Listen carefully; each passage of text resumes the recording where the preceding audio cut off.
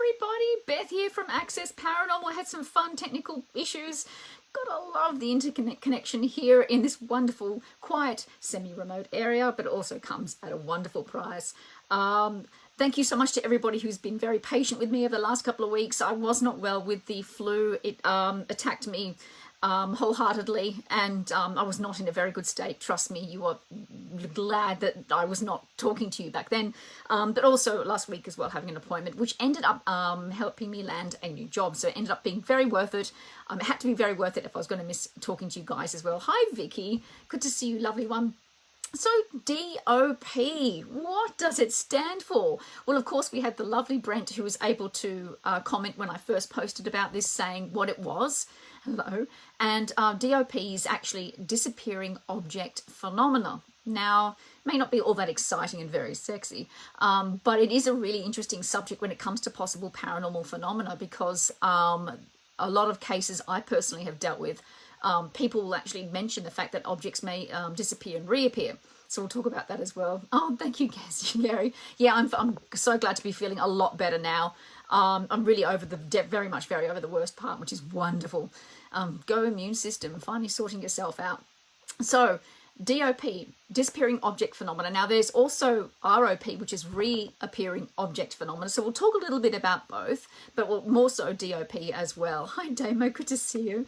So DOP, objects that disappear, may not seem like I said, too much of a big deal. You know, like people lose their car keys. I lose things all the time, but there's a particular type of difference with this particular phenomena, is the fact that it's the strangeness in which it happens, like in a sense of either the frequency, we'll talk a bit about that, but also the types of objects and the way in which they've disappeared and what may reappear in its place as well. So there's a couple of different things with that too. Like I said, a lot of cases I've dealt with, it's up there with a lot of people that will talk about, you know, different types of apparitions they may have seen, or voices they've heard.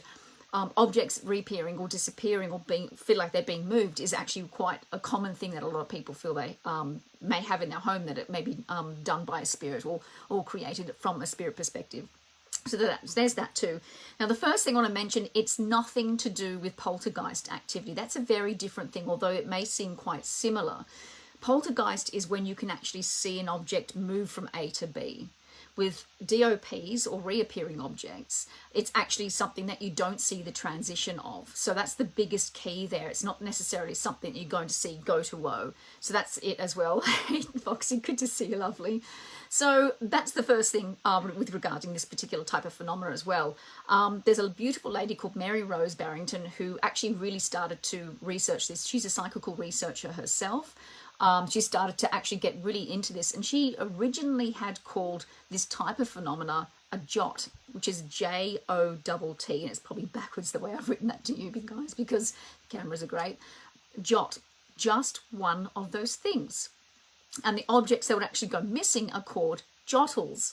So, say for instance, this back, sort of box of paper clips is, if it goes missing or reappears, is a jottle. So that was originally her term to use it, and she actually had created 6 different categories of how these objects would reappear and disappear, which is really, really interesting. So we'll go through those as well. Hi Jock, good to see you, lovely. So the first one she said was fly away. I mean, don't we wish there's people that we didn't like that would fly away as well? Jokes aside, objects that are considered flyaways are ones that actually disappear and never come back. So, you're getting my drift. So they literally disappear. They're never seen again in the entire life of that person. They have literally just disappeared for no reasonable reason whatsoever. So that's the first category. Second category is walkabout. Again, if you're Australian, that's going to sound familiar, but it's nothing. It's completely different.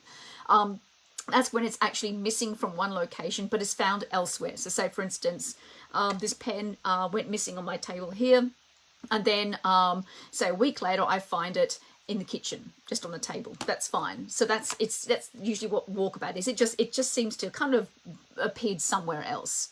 Then of course there's comeback, which means it disappears but then reappears in the same location. So it could be anything. So for instance, another pen, like it could be sitting on top of my laptop, and then 6 months later I'll come back and it's back sitting there, and I've not seen it sitting there before. So that's what comeback is. It literally comes back to the same spot that it went actually missing. Then there's the turn up, which is actually an object that kind of just is kind of discovered in a completely different place. So say for instance, I've used my hairdryer and I put it in the bathroom, and then it's gone missing, and I'm like, well, what's going on here? And then I go to work the next day and I'm walking towards my car to drive to work, and the hairdryer is sitting on top of the roof of my car.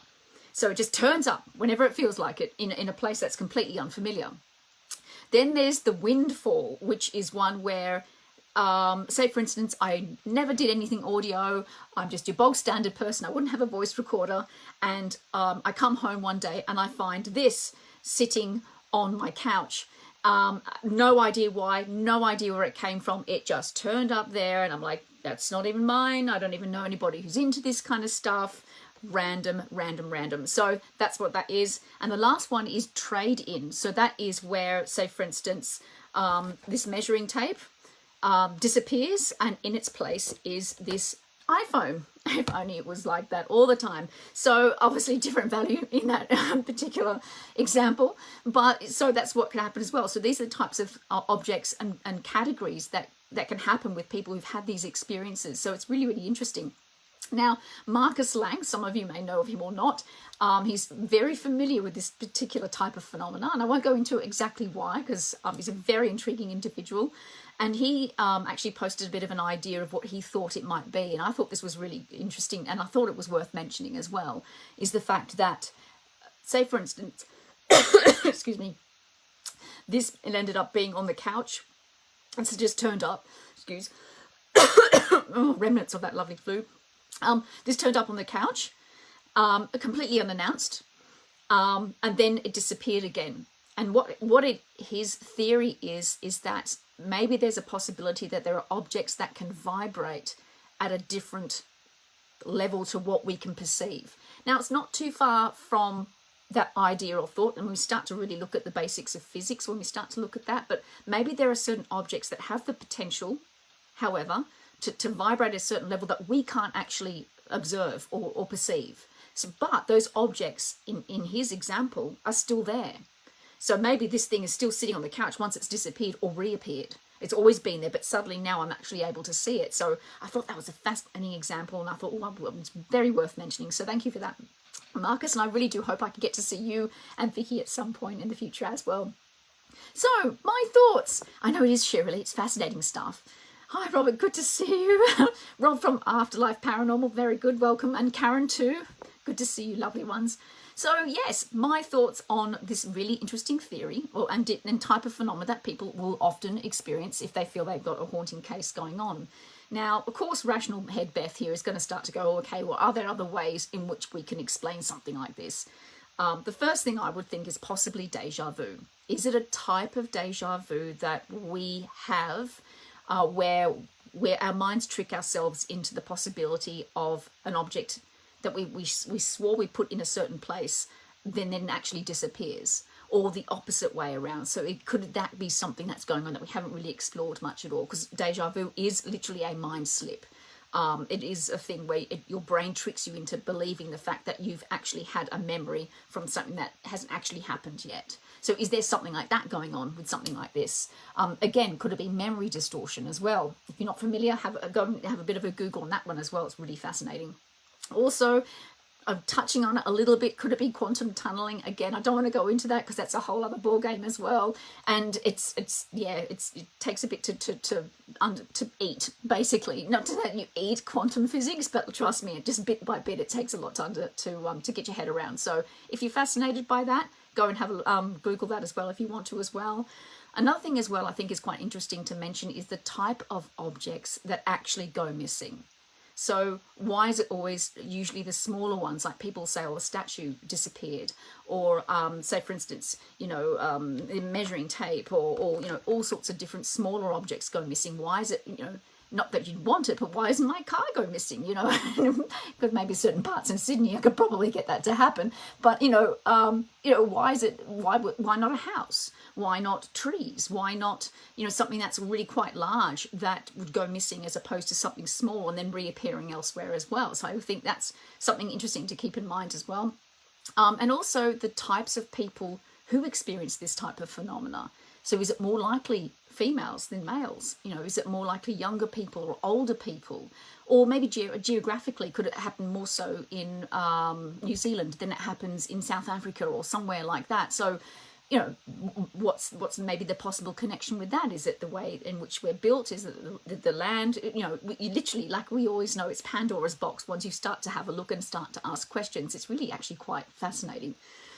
My favourite one, of course, as well, when it comes to this kind of stuff is, you know, what is there multiple witnesses? Now, of course, we're not witnessing the object move from one to another, but is there other people that can verify the fact that it actually had disappeared from one location and reappeared somewhere else, or the opposite way around? Is someone can say, yeah, I saw you put that particular object there and I can't explain why it's actually now sitting on the roof of your car, this kind of stuff as well. So interesting stuff there too. And one last thing to also keep in mind, do these objects can they only ever be sort of your leftover stuff, like, you know, oh, okay, so I've got a mouse here, you know, no real significance to me at all. You know, if it goes missing, go buy another one.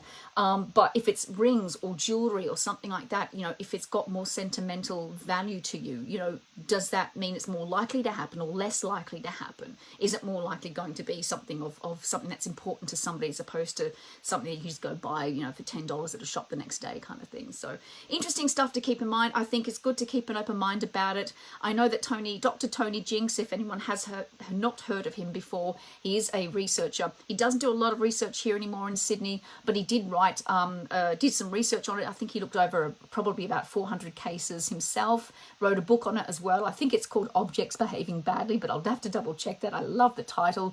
But it's about DOP, you know, about disappearing object phenomena, and what he found, you know, what most likely the objects that were disappearing were, things like that.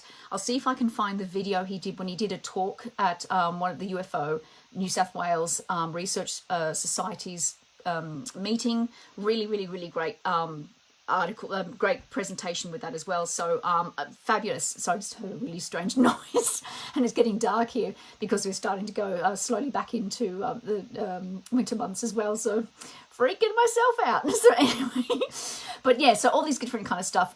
So I will post the link to that and see, you know, and it's definitely worth watching as well. He's really good. Again, he's not really into it as much anymore, but fabulous information there and a really great guy to go and support anyway.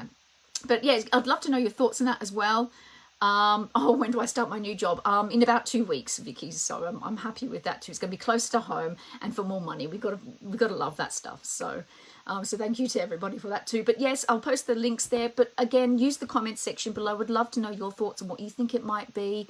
You know, as I said, there are physical mediums that are able to you know, possibly produce objects, what is considered out of thin air. So, you know, does this come into that kind of particular category as well? As I said, Marcus Lang is fabulous knowledge and all across that kind of stuff. So hopefully he'll be able to chime in with some comments and we'll be able to interact with him as well. But has it happened to you? Have you had a really strange occurrence where, you know, it's not something that could easily be explained, and you know it was a strange occurrence, and there are other people there or not other people there, or has it happened multiple times or just the one-off sort of thing? So please let me know. I'd love to know your thoughts on that. Do take care. Thank you so much for chiming in once again, everybody, and I will see you next week.